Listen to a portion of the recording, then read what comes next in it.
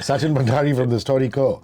Sachin and his partner Ranjani really revamp organizations by talking to employees. Give the extra surge and adrenaline shot to entrepreneurs, startup or otherwise, and allow CEOs to become well-rounded individuals. So go for it. Please do check out his Win with Stories newsletter on LinkedIn. I will tell you how to reach him at the end of this. The format of the show is very simple. He narrates one story and then we pick up something from that anecdote, an all-important business communication or leadership lesson. What's up? How are you? I'm good, Rishi. When you said jolly good fellow, I thought you were about to say Jolly LLB. Arshad Warsi movie. Nice movie though, nice movie though. Yeah, okay, yeah. So today's theme is called Heard of Packing Parties. I've always been guilty of hoarding stuff. Stuff that means a lot to me emotionally or professionally or personally. Right. And you're saying that's not necessarily a bad thing. That's I mean, not it's a okay. bad Don't be hard on yourself. That's not a bad thing. So narrate the story. There's this guy called Ryan Nicodemus. Your typical blue-eyed boy who did really well in corporate America, had a house with 2 living rooms. Not 1, 2 living rooms. And he was, I think, changing a car every few years. And despite all of that, he never felt happy. He felt like something was missing. And for him, help arrived in the form of his friend, Josh.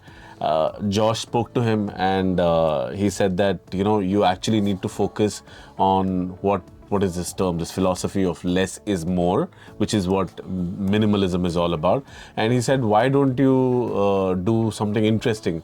So they got together and they created an idea called the packing party. So what is a packing party? It's essentially, Ryan put all of his stuff into boxes, labeled them, over a period of time, over a period of couple of days. And then the idea was that in the next 2 to 3 weeks, he would only be allowed to pick stuff out from those boxes, the ones that he actually needs, and use them.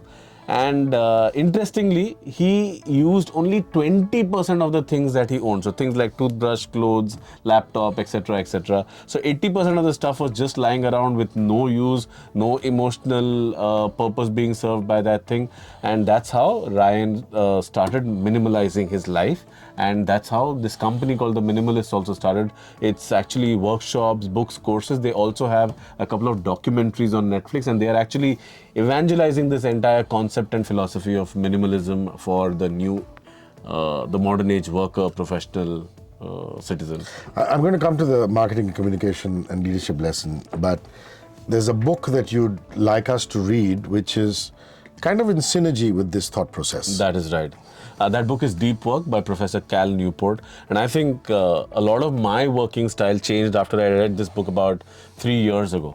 So Cal Newport is a very big proponent of deep work. So much like minimalism, even when you're working on a day-to-day basis, rather than doing everything that you can, and we all have really long to-do lists, right? He says that focus on those 1 or 2 really important things that you need to get done. Make sure that you block your time and do deep work and get that out of your way. And I think this helps in communication as well. It's definitely changed the way I work and live, Hrishi. And I recommend this book to everyone. Wonderful. Now for the all-important marketing, communication, business lesson. So the communication lesson actually comes from a blog written by Ryan and Josh on their website, The Minimalists.